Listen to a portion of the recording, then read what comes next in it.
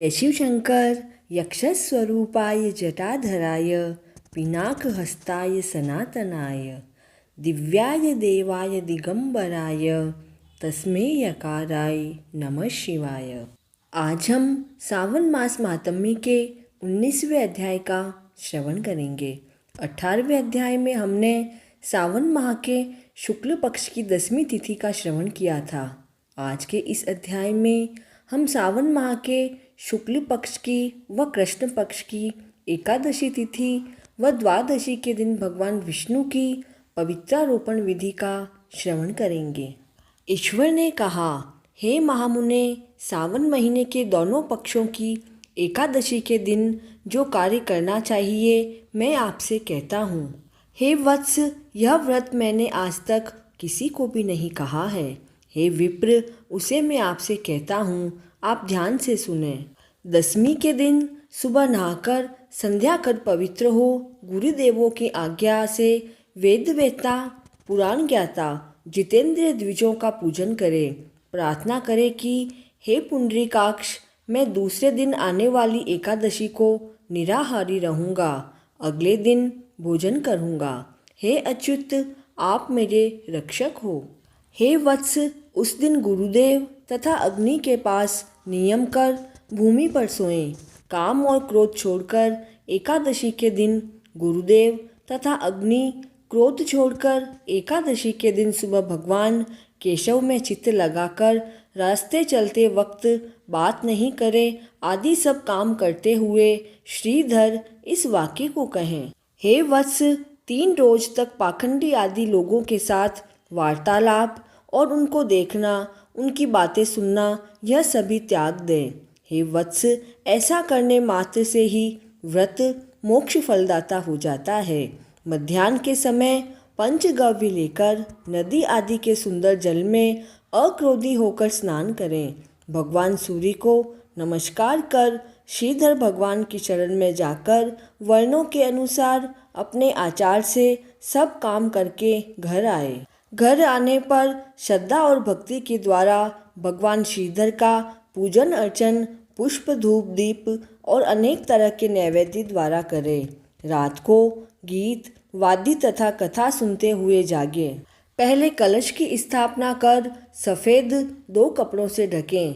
देवदेव की प्रतिमा, शंख चक्र तथा गदा युक्त कर सविधि से पूजा कर द्वादशी के दिन विद्वान सुबह आग्निहक कर श्रीधर इस नाम को जपा करें। शंख चक्र गदाधारी भगवान देव देवेश की पूजा कर ब्राह्मणों को सोने की दक्षिणा सहित कलश दान में दें।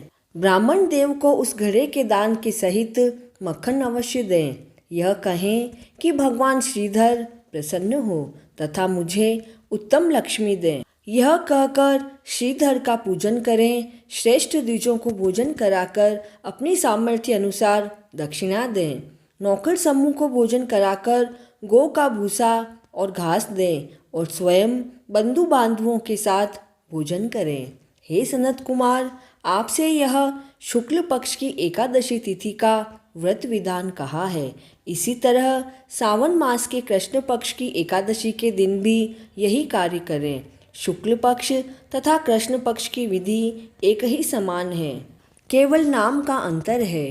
तब ईश्वर ने सनत कुमार से कहा, द्वादशी के दिन भगवान विष्णु के निमित्त पवित्रारोपण कहूँगा। श्री देवी पवित्रारोपण में आपसे मैंने सब विधान कहा है। श्री विष्णु पवित्रारोपण में मैं विशेष विधि कहूँगा, उसे सावधान होकर आप सुने। हे महामुने, इसमें कौन अधिकारी है वह भी सुने। ब्राह्मण, क्षत्रिय, वैश्य, स्त्री, शूद्र और स्वधर्म स्थित सब भक्ति द्वारा पवित्रारोपण करें। ब्राह्मण अतो देव इस मंत्र से पवित्रारोपण करें। स्त्री तथा शूद्र नाम मंत्र द्वारा हरि का पूजन करें। द्विज, कुद्रदायु इस मंत्र से स्त्री तथा शूद्र नाम द्वारा भगवान शंकर के निमित्त हरि का पूजन करें। सतयुग में मणि का, त्रेता में सोने का और द्वापर में रेशमी तथा कलयुग में रुई का है। हे देव, सुबह आपके निमित्त इस पवित्रा को अर्पण करूँगा। फिर पुष्पांजलि दें। रात्रि में जागरण करें। एकादशी के दिन अधिवासन कर द्वादशी के दिन सुबह पूजा करें। गंध, दुर्वा चावल तथा हाथ में पवित्रा को ग्रहण कर कहें, हे देव, आपको नमस्कार है। इस पवित्रा को आप स्वीकार करें। पवित्रार्थ के निमित्त 1 साल तक पूजा के फलपत्र पवित्रा को निवेदन करें। आप मुझे पवित्र करें। हे देव, मैंने जो भी पाप किया है, हे देव, हे सुरेश्वर, आपके सुप्रसाद द्वारा उस पाप से मैं पवित्र हो जाऊं। मूल मंत्र द्वारा पवित्रा को संपुटित कर दें। महानैवेद्य दें, नीराजन तथा प्रार्थना करें। मूल मंत्र से अग्नि में घी तथा पायस द्वारा हवन करें। इसी मंत्र द्वारा पवित्रा का विसर्जन करें और कहें, हे पवित्र, 1 साल मेरे पूजन को सविधि परिपूर्ण करें।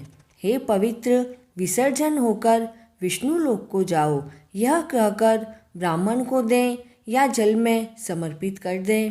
हे वत्स, मैंने आपसे भगवान विष्णु की पवित्रारोपण विधि कही है। सावन मास महात्म्य का 19वां अध्याय पूर्ण हुआ। जय शिव शंकर।